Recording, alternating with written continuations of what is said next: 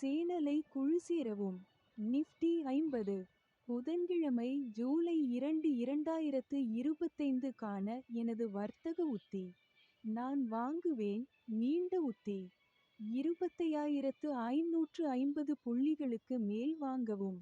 முதல் இலக்கு 25650, இரண்டாவது இலக்கு 25746. இழப்பை நிறுத்து. 25510. நான் விற்பேன். குறுகிய உத்தி 25540 புள்ளிகளுக்கு கீழே விற்கவும். முதல் இலக்கு 25460, இரண்டாவது இலக்கு 25350, மூன்றாவது இலக்கு 25220. இழப்பை நிறுத்து. 25576. மறுப்பு மேலே